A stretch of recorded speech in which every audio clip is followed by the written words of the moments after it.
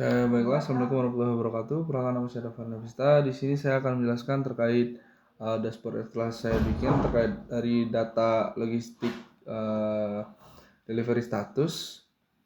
Oke, pertama itu kita akan bakalan melihat di trend shipping cost-nya, yang mana ini kita membedakan antara rata-rata dari shipping cost per bulannya. Per bulannya di sini, yang mana tingkat tertingginya itu waktu di bulan Februari, dengan fluktuasinya itu naik dari sangat-sangat meningkat dari Januari ke Februari, lalu turun di Februari ke Maret, lalu naik lagi di bulan-bulan selanjutnya. Lanjut ke distribusi transport mode, yang mana ini kita menggunakan donut chart, pie chart untuk menganalisisnya. Yaitu di sini di data menunjukkan bahwa penggunaan moda transportasi itu tersebut secara proporsional. Truk itu pemegang proporsi yang tertinggi, yang mana ada 38,5%. Terus disusul dengan ship atau kapal itu di 33%, di transportasi udara ada di 28,5%. Lanjut. Ini untuk melihat apakah telat atau on time dari si penjadwalannya. Valuasi kinerja pengirimannya itu ada, kita menggunakan donut chart, yang mana ketepatan waktunya itu ada di lebih tinggi daripada tidak tepat waktu, yang mana di 54% itu yes dan 46% itu no. Jadi angka keterlambatannya hampir menyamai tingkat keberhasilan, berarti kita perlu audit lagi seluruh terhadap rute pengiriman dan efisiensi dari manajemen pergudangan kita. Lalu lanjut di KPI summary-nya itu kita lihat di sini. Dari KPI summary-nya lanjut di KPI-nya dengan target itu, yang mana realisasi ketepatan waktu saat ini hanya mencapai 52,2%. Jadi target perusahaan sebesar 9% dinyatakan tidak tercapai saat ini. Dengan defisit itu sekitar 37,8%, indikator performa berada pada zona merah atau level kritis.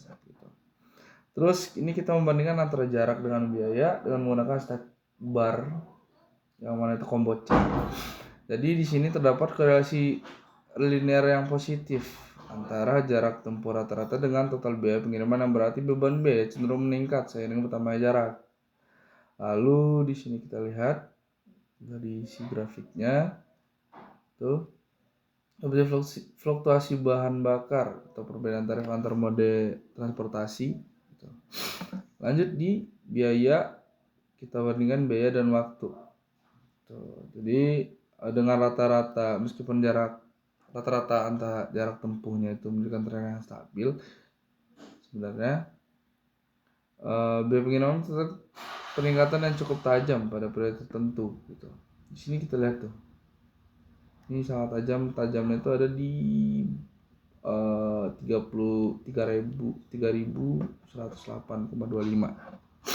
Lanjut untuk performa key-nya, kita bakalan melihat di sini tabel, mana rata-rata delivery-nya itu total 7,38 dengan average dari shipping cost itu ada 2517 dan on time rate itu ada 0,54.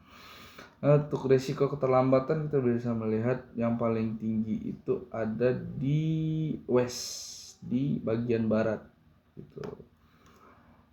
Terus lanjut untuk di key influence dari untuk on time ini, waktu itu kita coba itu tidak keluar. Lanjut ke proses forecast, yang mana ini untuk masa depan, mana itu menunjukkan bahwa distribusi volume pengiriman antar produk cenderung merata, dari produk B menempati posisi atas dengan pangsa 34,07% atau 62 pesanan, sementara produk D itu dia mencatat volume terendah sebesar 32,42%. Nah, ini dashboard yang telah saya hasilkan. Aku udah nge-lag ya. Mungkin cukup sekian.